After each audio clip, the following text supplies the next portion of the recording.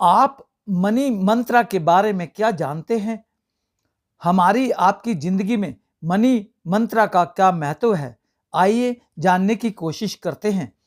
नमस्कार दोस्तों, बीमा सागर यूट्यूब चैनल पर आपका स्वागत है। आज हम और आप मनी मंत्रा के पर चर्चा कर रहे हैं। मनी मंत्रा क्या होता है? आज सारे संसार में रुपया कमाना बहुत ही आसान है।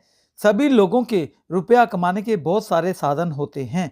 कोई मोबाइल बनाकर मनी कमाता है, तो कोई मोबाइल बेचकर, कोई मोबाइल रिपेयर करके मनी कमाता है, परंतु मनुष्य को मनी खर्च करना नहीं आता है, यानी मनी मैनेजमेंट करना नहीं आता है। तो जीवन में मनी क्राइसिस आता है, जीवन में आदमी दिवालिया घोषित हो जाता है। उस स्थिति में आपकी फैमिली का भविष्य में स्टेटस क्या होगा?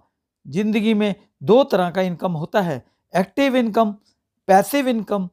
एक्टिव इनकम कमाने के लिए आपका समय, स्किल, टैलेंट, मेहनत साथ में होता है। पैसिव इनकम कमाने के लिए रुपया पैसा आपके लिए काम करता है। किसी कंपनी में आप स्लीपिंग पार्टनर की तरह काम करते हैं। आपकी दुकान में स्टाफ आपके लिए काम करता है, यानी कि आपके काम किए बिना आपके घर में, कंपनी में रुपया आता रहता है। अगर आप अपना जीवन टेंशन फ्री जीना चाहते हैं, तो अपने जीवन में पैसिव इनकम को एक्टिव इनकम से ज़्यादा बड़ा कर लें या होना चाहिए, और आपका जीवन रिस्क में रहेगा बिना पैसिव इनकम के।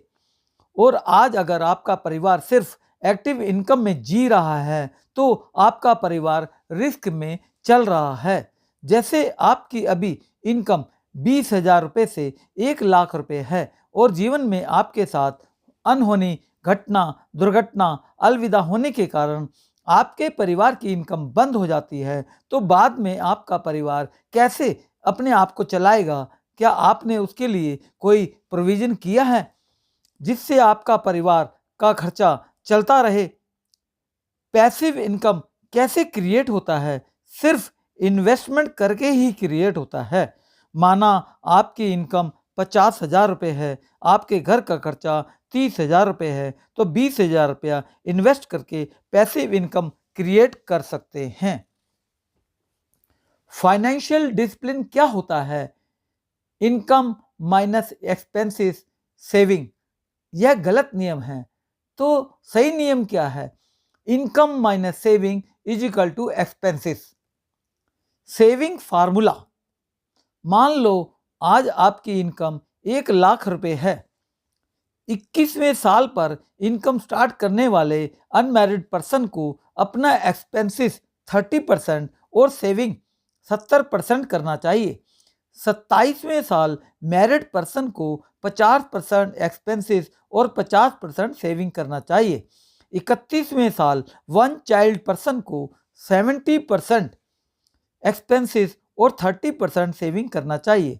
35वें साल सेकंड चाइल्ड पर्सन को 80% एक्सपेंसेस और 20% सेविंग करना चाहिए। हमारी ज़िंदगी में नीड्स भी होती हैं और वांट्स भी होती हैं। आज हमारी ज़रूरत तो सिर्फ मोबाइल की है और हम इच्छा आईफोन की करते हैं। आज हमारी ज़रूरत तो सिर्फ कार की है और हम इच्छा ऑडी BMW की करते हैं। आज हमारी ज़रूरत तो कपड़े की है और हम इच्छा ब्रांडेड रेमंड की करते हैं।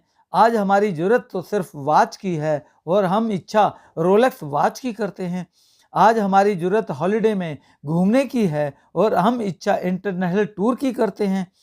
अगर आप पहले 10 साल तक ज़रूरत के हिसाब से ज़िंदगी जियोगे, तो ज़िंदगी भर चाहतों के हिसाब से जी पाओगे। जीवन के पहले 10 साल अगर सेविंग कर लिया, तो आगे के जीवन में आनंद ही आनंद होगा। High return high risk. अगर ज़िंदगी में हाई रिस्क होगा, तो हाई टेंशन भी होगा, साथ में हाई ब्लड प्रेशर भी होगा, साथ में हार्ट अटैक का डर भी होगा। बाद में डॉक्टर का खर्चा भी बढ़ जाएगा, मेडिसिन का खर्चा भी बढ़ जाएगा। हाई रिटर्न के चक्कर में परिवार का खर्चा भी बढ़ जाएगा। डर के कारण मेंटली डिस्टर्ब भी हो जाएंगे, फिजिकली डिस्टर्ब भी हो जाएंगे। इनकम अगर आपका 1 लाख रुपया है, मनी मंत्रा क्या कहता है? मान लो आपकी आज 1 लाख रुपए इनकम है, तो आपको 25 साल की उम्र में 30,000 रुपया लो रिस्क और 70,000 रुपया हाई रिस्क में इन्वेस्ट करना है। आपको 30 साल की उम्र में 40,000 रुपया लो रिस्क और 60,000 रुपये हाई रिस्क में इन्वेस्ट करना है। 35 साल की उम्र में 50,000 रुपया लो रिस्क और 50,000 रुपया हाई रिस्क में इन्वेस्ट करना है। 40 साल की उम्र में 60,000 रुपया लो रिस्क और 40,000 रुपया हाई रिस्क में इन्वेस्ट करना है। 50 साल की उम्र में 80,000 रुपया लो रिस्क और 20,000 रुपया हाई रिस्क में इन्वेस्ट करना है। और यही है हैप्पीनेस मनी मंत्रा। आजकल बैंक अपना मैक्सिमम रुपया होम लोन में ही क्यों इन्वेस्ट करते हैं? वैसे तो bank business loan, personal loan और इंटरेस्ट 12%, 15%, 25% चार्ज करते हैं। बैंक में अपना ज़्यादा रुपया होम लोन में इन्वेस्ट करते हैं। ये समझने की ज़रूरत है क्योंकि कम रिस्क होता है उसमें।